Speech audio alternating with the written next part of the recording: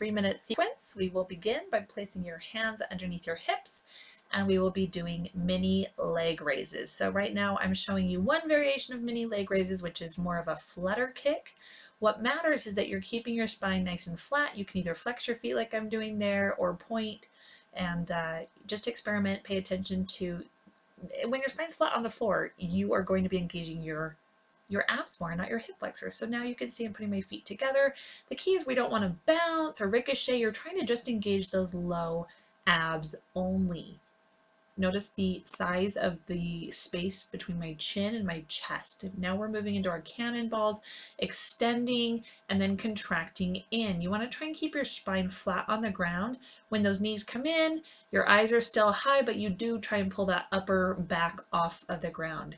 Feel those abs stretch at the maximum of that cannonball and then pulling it back in. So you should be exhaling. Here I'm showing you an alternating twist if you feel ready to do a little bit more oblique work, or otherwise just keep it straight on and you're good to go. Now we're in reach throughs. Keep your eyes high, pretend like there's the size of an orange or a grapefruit underneath your chin. Don't squeeze it. So reach through. You want to feel like every time you come up, you're holding and then pushing a little deeper into it. Exhale, get all of the air out of your stomach. You should be spending more time in the contraction than coming out of it. See how I ping right back up into the contraction, ping right back up. Exhale, make your stomach as small as you can, and keep your feet nice and flat on the ground. Spine should be flat, hands back under your hips. We're coming into full leg raises now. So focus on your hips and your rib cage pulling together. Here I'm showing you a modified version. So if you go all the way down and your ribs are popping up and your back is arching, then don't go down so low. Only when you are squeezing your glutes and your low back is engaged should you be able to easily go all the way down towards the ground. So your glutes are part of your core. So don't just leave those out of it. If you will squeeze your glutes, I promise you, you will feel a distinct difference. We're moving into ice cream scoops now.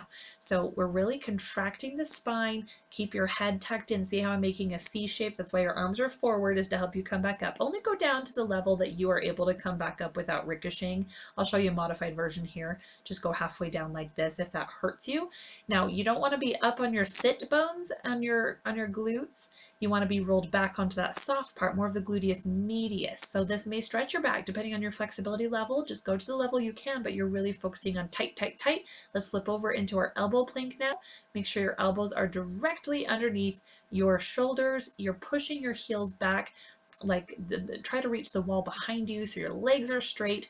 Now here's the key is, I don't want you to just hang out. I want you to engage your muscles. So squeeze your glutes, squeeze your core, push your ribs towards your hips, and that's going to engage the low back, the glutes, the front of the abdomen, and then because your shoulders are directly over your elbows, that should engage as well. Now you did it. Good job. If you're a beginner, you're done. If you're an intermediate or advanced, please go back and do this again. Proud of you. Power your body. One meal, one workout, one day at a time.